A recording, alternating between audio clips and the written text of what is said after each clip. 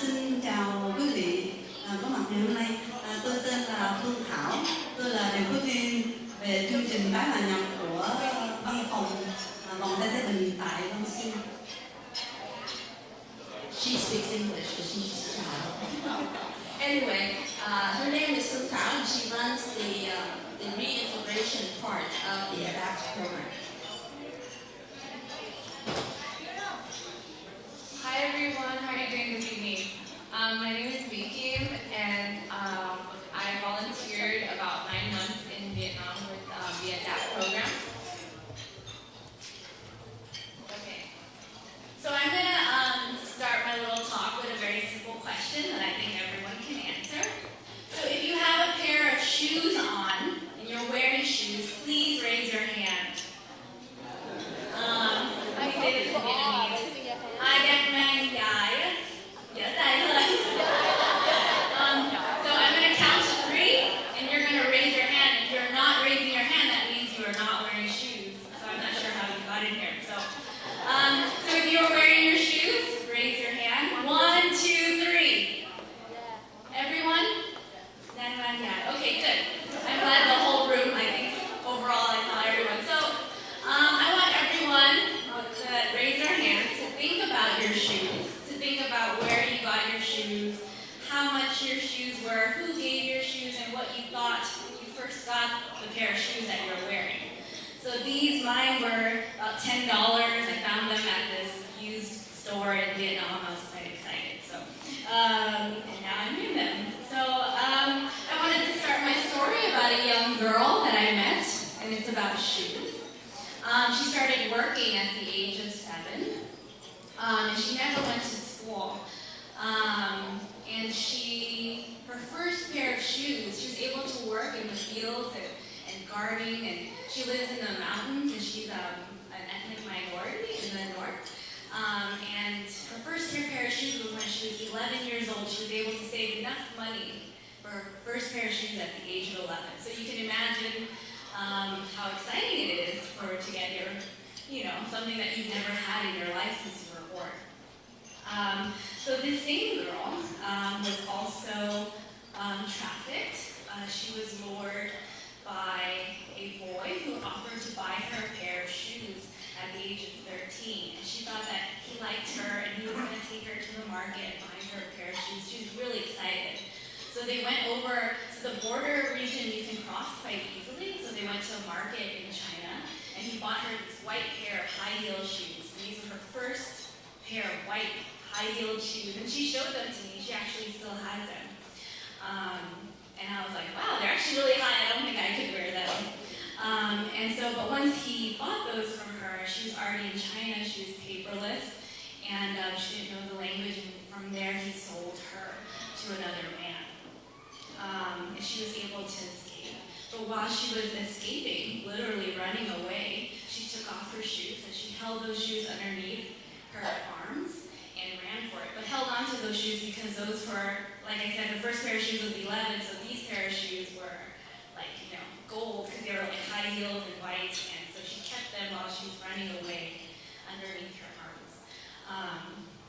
And she still had them. She pulled them out. So when I met her, she was 15. She was in our shelter, and she was really, really quiet and didn't say a word. And I actually didn't know her story when I first met her. But she wanted to leave the shelter, and no one knew why. But we didn't want to push and ask her, why do you want to leave? She said that she wanted to go home and, work in the fields again. But instead of staying at the shelter to do vocational training. But once we were doing arts and crafts with her and sitting down with her, she started talking a little bit more, and then she said she wanted to leave because she felt like she couldn't learn how to read or write anymore at the age of 15. And she felt that she was old, that she couldn't do that anymore. And that was the sole reason why she wanted to leave, because she just didn't believe in herself, and she stopped herself. And so right then and there, a staff member, when we heard her say that finally, we were like, no, you can learn. There are girls in our shelters that have learned how to read or write. They can read newspapers now, and there was a little switch in her. Just when one person believed her, she was like, really? She's like, I can learn. And so from from that day on, she decided to stay in the shelter. And for me, that was like very life-changing. I only stayed 2 or 3 days in that shelter, but to see that little girl just suddenly believe in herself really, I don't know, that little moment like demonstrated how much like adapt can do, even though it's like a PacificLinks can do, it's just a small thing. You just have to believe. You just have to believe in these girls. Like they have an immense amount of potential. Cause like I don't think I could have run holding shoes underneath and lived through that. And to see her sitting in front of me was really cool. And I mean, this is just one story. I mean, I met hundreds of these like girls who had these kind of stories. Girls who wake up at 2 a.m. to go pick for fish for their family, and her parents have died of AIDS. Girls who wake up at 4 a.m. to pick for chili for 17 cents a kilo. Girls who, whenever they have money, they might buy ice or something as like a fun, like because they don't have ice, like they don't have refrigerators. So I met hundreds of these girls in our programs, and it's one of the reasons why I stayed 2 years. Like these girls are just so strong, and most of the time when I see them, I like see myself because. So what we do is every year we go to each individual house and we interview them and we discuss topics of health, income, and their current family status and the potential of their daughter attending another year of school. Also, we inform them of the current updates of events of human trafficking within their neighborhood so that they can be more aware of situations that are going on and just keep an eye out for their daughter and what they're potentially at risk at. Doing this work has taught me a lot, and I've grown a lot as a person. And I remember when I was about to interview a girl at her school, I asked her what her name was, and I asked her if she liked school. And I remember her pausing, and she was about 11, and she had like this short haircut. She was very timid and shy, and she just stopped and she teared up a little bit, and I stopped her and I asked, are you okay? I'm sorry, did I say something? And she was just like, no, I really appreciate you coming out here. I'm just scared. I don't know if I can attend another year of school. And I stopped and I was like, why? Why do you feel that way? And she was just like, well, my mom passed and it's just my dad and we have younger siblings and I'm getting to the age where I should stay home and help out family and work and take care after my siblings.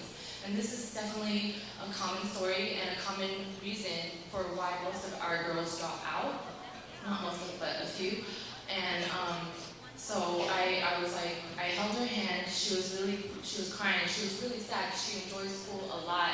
And I said, as long as you strive to go to school each year and you convince your parents, we'll help you. We'll make sure that you get to the 12th grade, and if you continue to want to go to college, just stay in touch with us, and we will make sure that you will find the funds to go. And I'll talk to your dad afterwards because I was going to go see him at his house afterwards. So when I spoke with him, I made sure that he had the means and also the intentions to allow his daughter to go to school.